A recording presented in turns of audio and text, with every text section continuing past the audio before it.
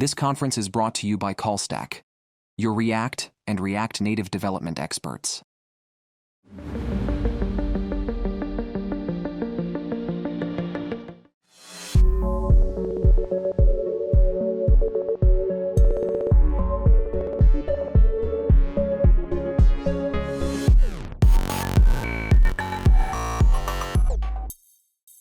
Hey everyone. Thanks to CallStack and React to bring all of us to here. Can't believe we are already celebrating the 10th anniversary of React Native, right? So this is Xuan, or Hux, and really blonde version of Xuan. I'm lucky enough to have the privilege to work directly with the React Native, and the Hermes team, as well as many of you in the community. So what I love and appreciate most about this community is how we've always been rethinking the best practices.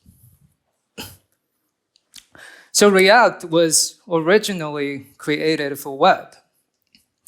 And web has a very famous and simple programming model, right? Event loop. Usually, it starts from the UI. There will be some events getting fired, and then we're going to run some JavaScript, which may or may not create more tasks later on. But eventually, this is all about updating the UI again, right? If you think about it, it may be a little bit ridiculous, but this is pretty much everything we ever do as web front-end developers. So this job doesn't look that bad. But this can get very messy very soon. And that's where React kicked in to save us from this chaotic, right? It gives us structure so we know how to manage all this. And that's why we feel like React rethink the best practices, and it helps us a lot. But React doesn't change one fact from the web. The web has historically been single-threaded. So we have a main thread, and it's shared by the browser processing events from JavaScript and Pint. So, and basically we're hoping this is going to be finished before the next frame, so the UI is responsive. One of the downsides of this approach is that if React is experiencing a very expensive render, then we're going to drop frames. But actually, there are also a lot of upsides, right? By letting the JavaScript and the React have direct control over that main thread, it allows features such as use layout effect, synchronously measure layouts, and also accurate work scheduling and commit timing control from the concurrent React and Fiber scheduler, that kind of thing. So I'd say this model of web is not only simple, it's kind of double-ended sword. It has a lot of features there. To think about it. But then quickly, the industry is moving towards beyond web and towards native. On the mobile platform, things can get a bit different, right? JavaScript is not the first-class citizen, right? We have the native UI abstraction who's actually drive the Pint. So if we want to run some JavaScript to control that native UI, it's very likely to be over the frame budget, especially since JavaScript is way slower on mobile due to resource contention, and it's usually being interpreted, not cheated. So instead of doing this, having the whole React just rendering on the main thread, we rethink the best practices again. The community come out, and React Native team basically, come out the new idea that how about we move the React rendering off the main thread, right? And somehow we get this work. And this is basically paper. If you don't know, it's the code name for the legacy or actually initial architecture of React Native. I don't know how many of you still remember this blog. This is from Tamo back in 2015. It's the original blog post introducing the React Native. It explains why we can do that async rendering update thing. It's because React being declarative and that programming model make it so natural to do asynchronous update. Probably Tamo is somewhere here.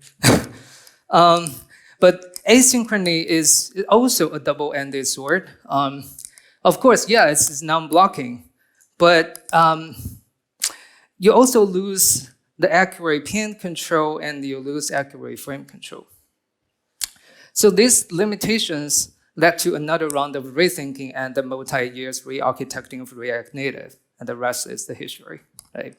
Now we have a native renderer written in C++ sitting in the main thread, and it allows the JavaScript, the React to be synchronously call into it, and also going back.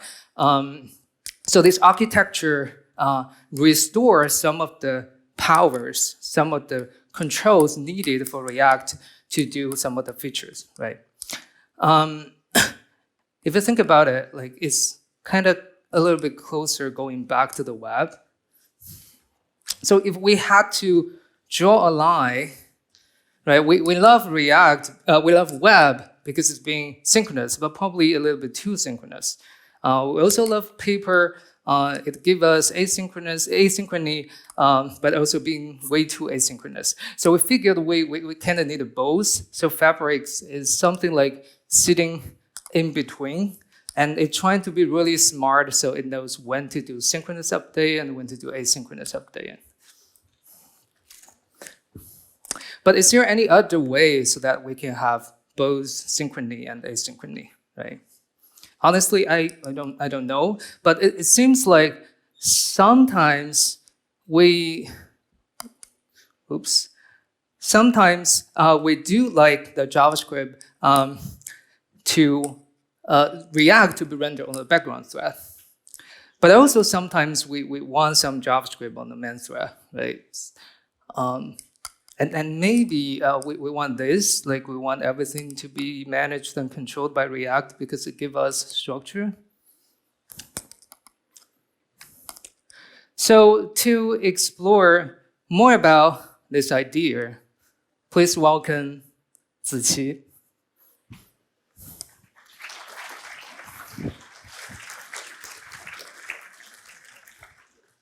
Hi, I'm Ziqi and I'm a software developer at ByteDance.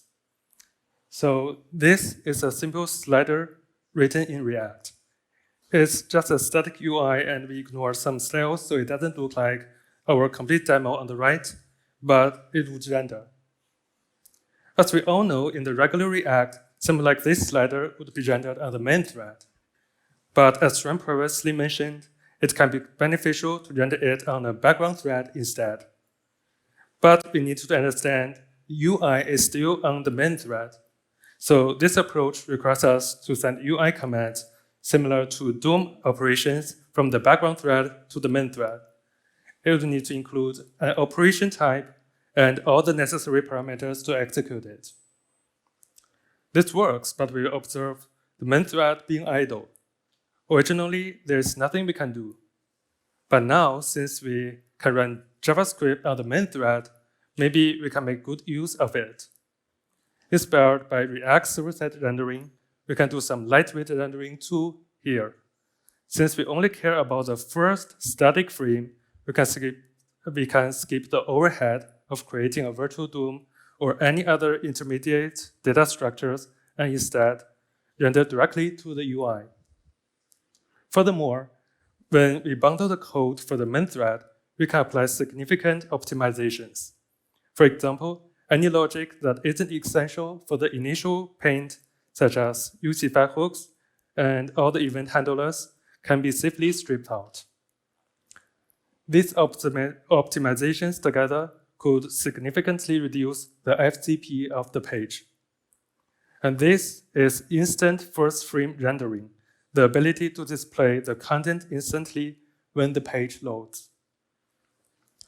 Okay, so now both threads have completed their first render. Then on the background thread, we perform a hydration. This process takes control of the UI rendered by the main thread and reconciles any potential differences between the two. And that's enough for the rendering for now, so let's get back to our slider demo. So far, our static UI renders properly, and the next step is to make it interactive and responsive to the events. First, we add a vantage move event to the root view and implement the handle pointer move event handler. It calculates the value from the event argument and notifies the parent component. This would work on normal React. But again, how about in our dual-threaded model?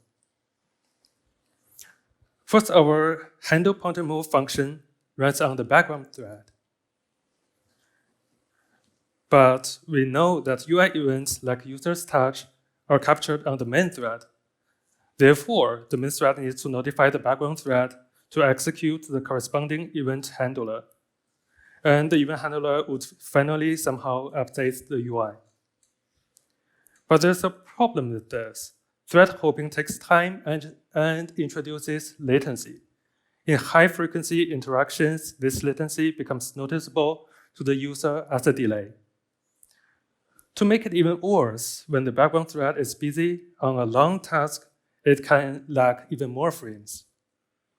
And we have a demo with an artificial delay by introducing a 150 microsecond wait regularly on the background thread.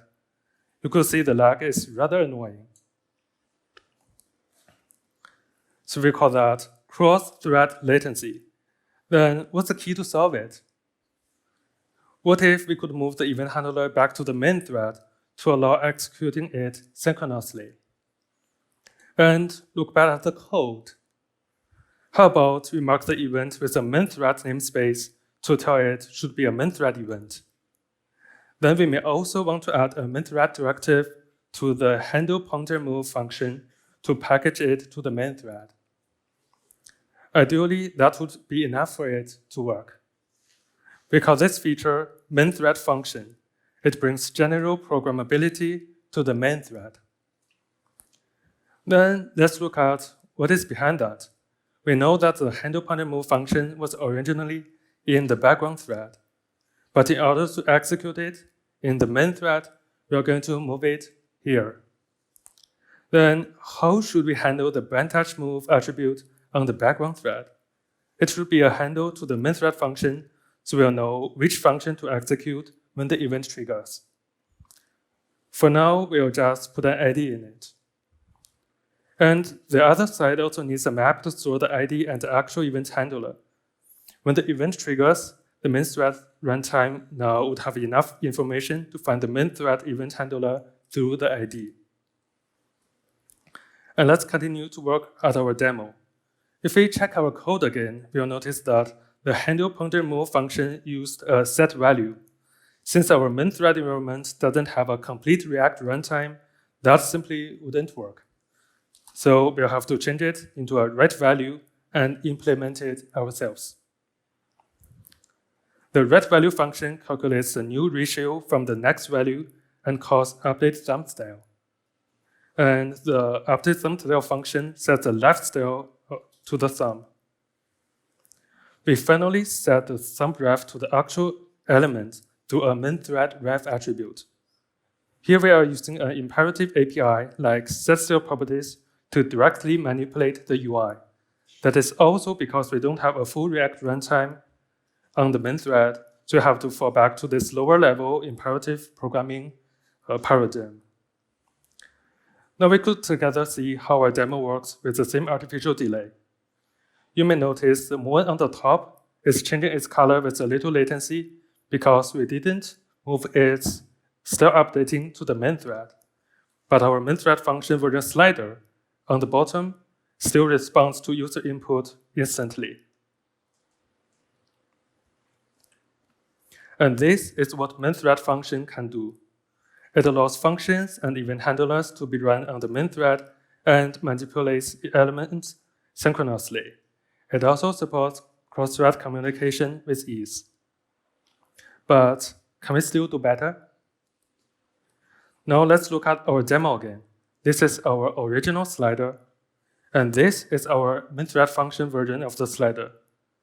We have probably noticed that the main-thread function version of the slider is significantly longer. This is fundamentally because it loses React's built-in UI reactivity and complete component lifecycle.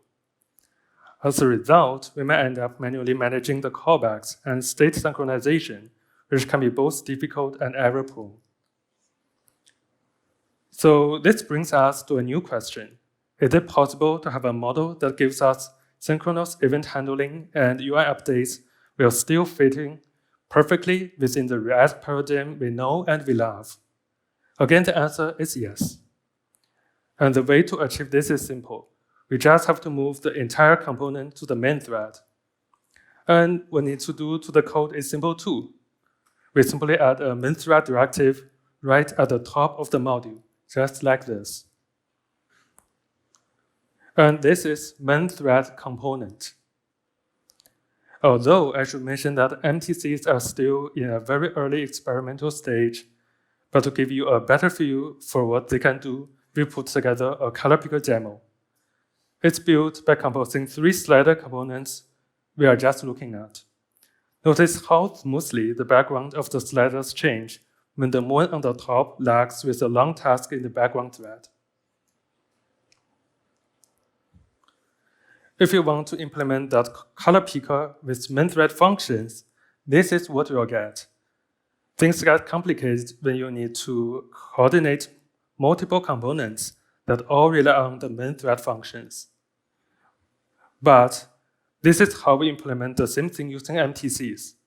We can now handle these kinds of cross-component interactions in a much more declarative, and intuitive way.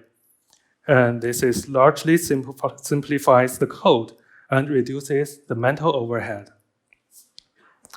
So let's see what MTCs can do. It allows components to execute entirely on the main thread.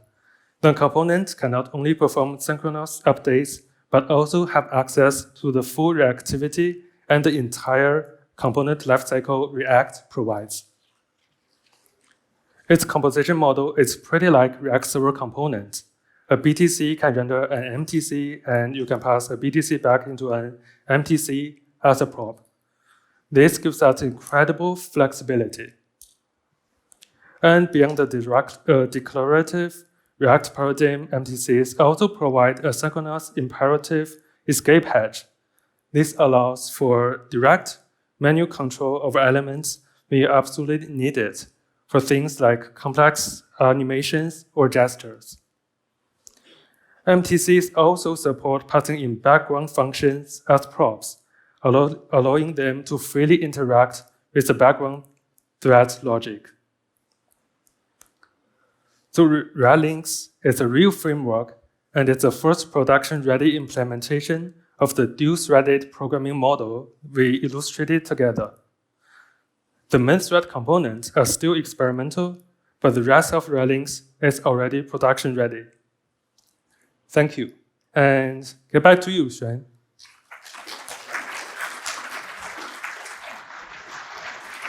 Thank you, Ziqi, for reintroducing us React Lynx. You may find some of the idea familiar, right? Innovation kind of always goes on cycle, and we learn from each other. So shout out to all these amazing technologies. Reanimity Worklet pioneered having a UI, having another JS VM on the UI thread that inspired the main thread function. Also, Next.js and React Server component inspired main thread component. And finally, Preact. You may be surprised, but our current implementation is based on Preact. It's a lighter foundation for us to research and build upon, but we believe the same idea is transferable to any kind of React. So if you haven't heard of Lynx, you may be wonder, hey, what is that Lynx thing in the React Lynx name? So If you haven't heard of it, Lynx is a new family of cross-platform technologies that we open sourced back in March. Lynx serve a similar purpose to React Native. We want you to write code once and render to anywhere. And our goal is to push mobile app and any app development to be more cross-platform, more JavaScript-driven, and more React-oriented together with React Native. And Lynx is heavily used by TikTok, from the slide research panel to the whole e-commerce site and some interesting events like Disney 100 and the Met Gala. I want to show you some real-world examples so you can see with your own eyes. This is the IFR that we mentioned before. You can see the first frame hits instantly. And this is a 0.3 times slowdown. It still feels pretty instant. And this is a demo for a MainThread function.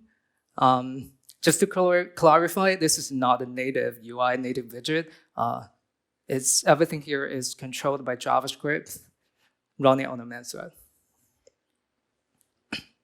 And you may have guessed, right, to support this do-threaded React model that we mentioned, you may have to have 2 JavaScript threads running in the Lynx. And that's the most notable architecture decision that we made.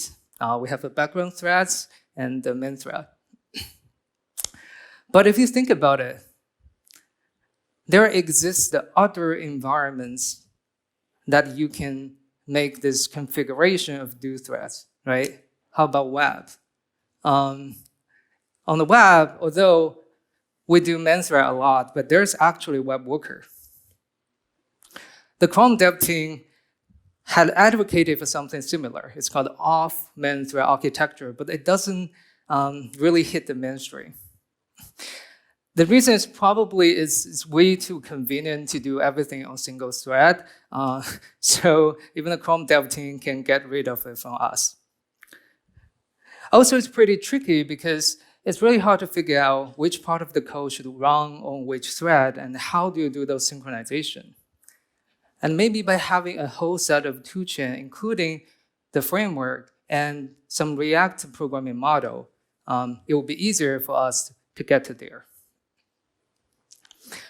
You know, React on web inspired React Native, and native inspired concurrent React on the web. Sometimes I feel like the model of Lynx is kind of like a successor of Paper in another parallel universe. And maybe Lynx can inspire web as well. So to talk more about the web, please welcome Haoyang.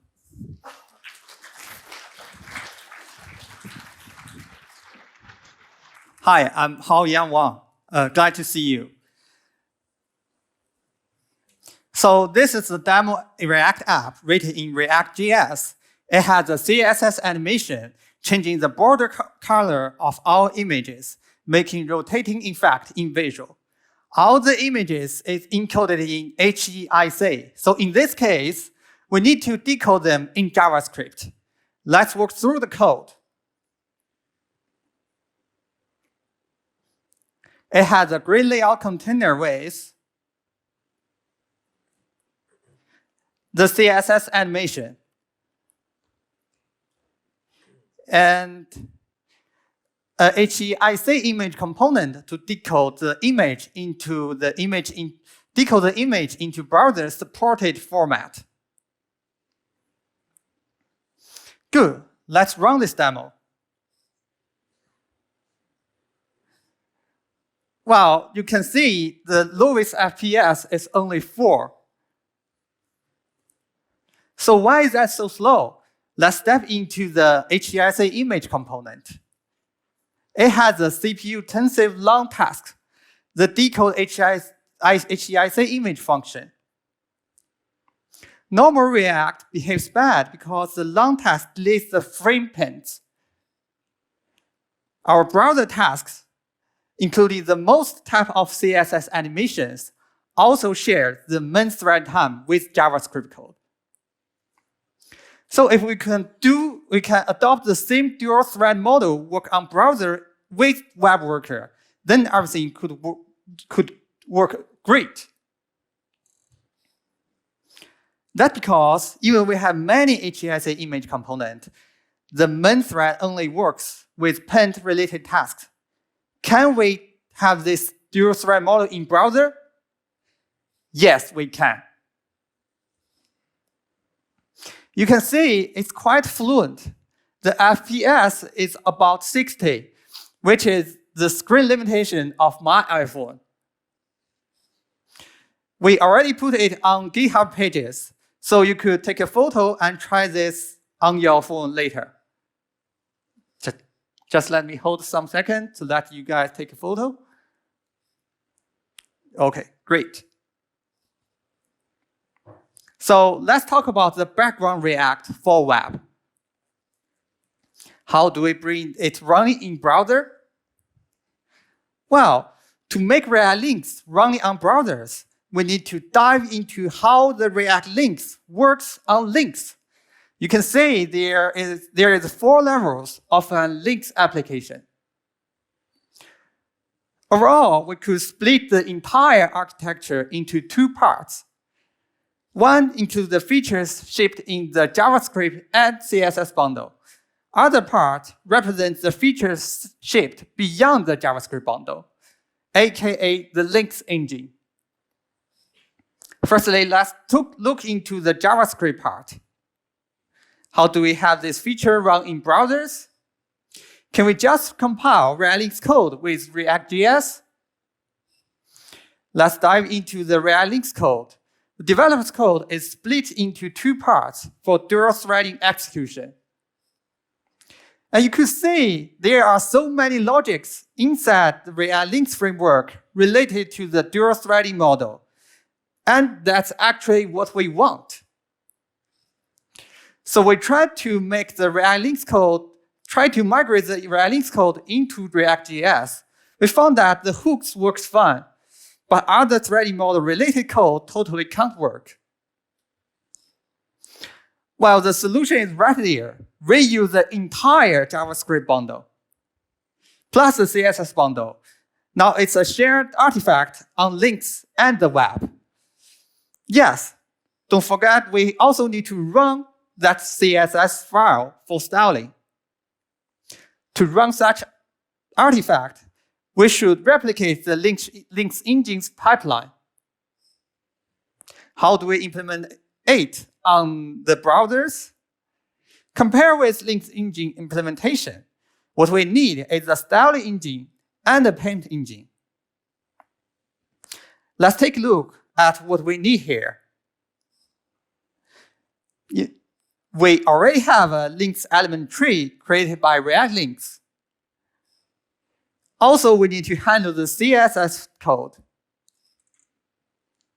Finally, we need to print the result on the screen. So,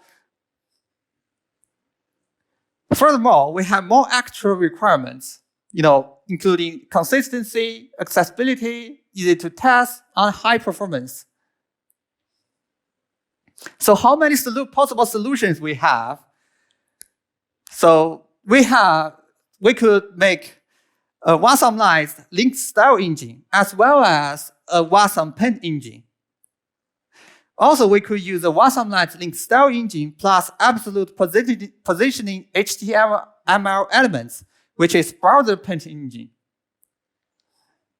We could put the element tree and CSS content into HTML document as the styling engine, and plus the browser HTML elements as the paint engine.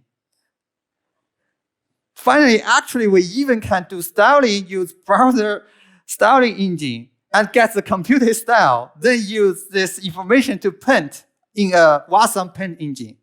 Well, absolutely, the last one won't work. So let's work through the other 3 solutions. The Wasm plus Wasm solution means styling in Wasm and drawing on a HTML canvas. Although it has best consistency, when developers try to integrate a Lynx page as part of web app, they will meet some difficulties. All the tree structure is hidden inside the paint engine. We lose the original tree structure. Therefore, this breaks the developer's testing pipeline, and the user's screen reader won't work, which hurts the accessibility.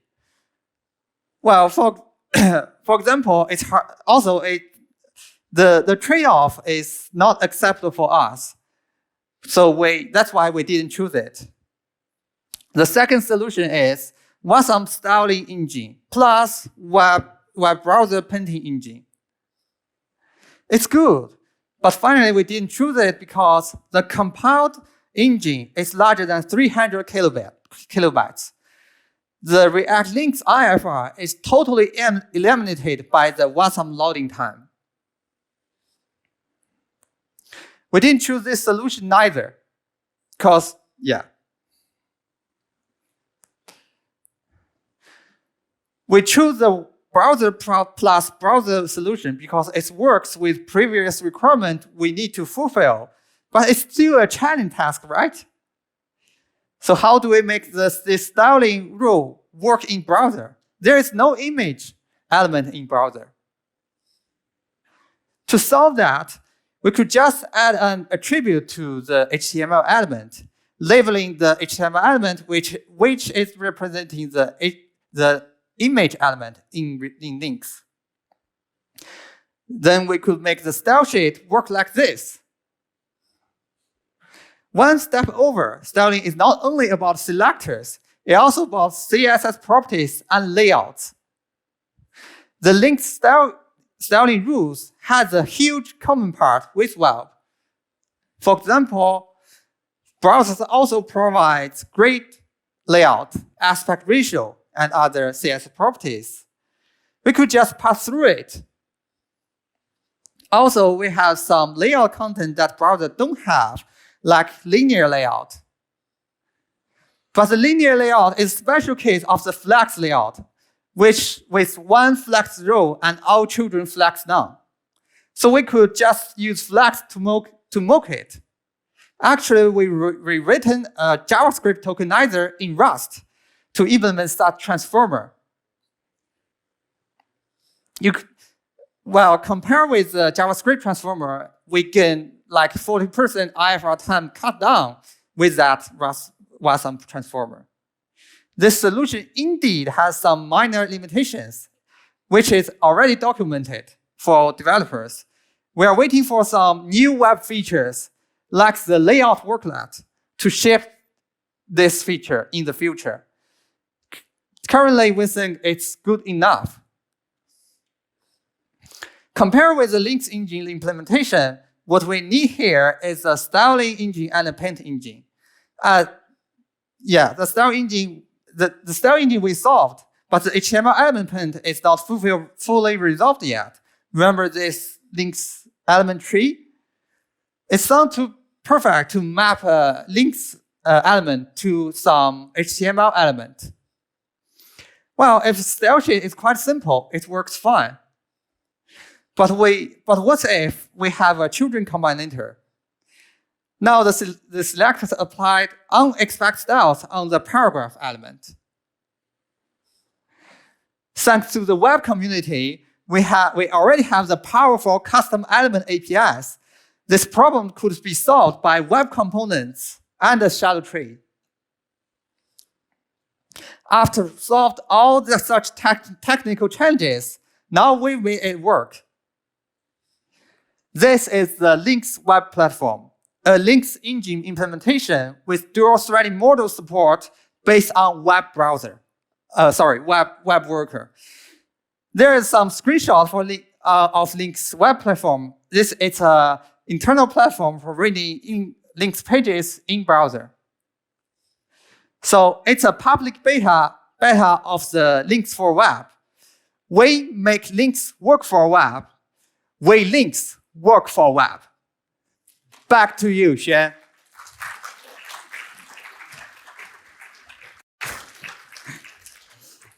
Thank you. I hope that idea got you excited. So to recap, today we introduce you to two projects under the Lynx family of technologies. The first is React Lynx, demonstrating our visions of how React can be dual-threaded, and featuring IFR, MTF, and our latest proposal, MTF component. And Lynx for Web, demonstrating how we believe our work is also beneficial to the general web, such as rendering React on the background thread by default. And all these features share similar principles. We want a general programmability on two threads or multi-threads, which give you parallelism and give you performance. That's for better user experience. But also we want to preserve and explore and expanding on the React programming model so that can give you structure that helps with developer experiences. I want to end this talk in kind of like a sci-fi metaphor. If you still remember the color picker demo, this is like a component tree. The demo was from our design engineer, Guangyu, and you will find her profile in the QR code. And when we were researching the concept of the programming model, we realized creating and propagating those main thread ref and main thread functions, it's like projecting from the background thread to the main thread. And if you think them as like two parallel universes, this is like creating wormholes between these two universes, so things can pass through, right? But as you can see, the left one has some structure, but the right-hand side is just some floating points. And if you accidentally fall into that wormhole, right, it's very dangerous. You lose your inhabitants. And that's because on the left-hand side, we have React, but on the right-hand side, we don't have anything. It's just vanilla JavaScript. So ideally, we'd love to have some kind of interstellar spaceship or space station that can move that React structure from that universe to this universe as well. And that's what we are trying to explore here. So when there are two universes share the same React structure, we can perceive them as one holistic React universe.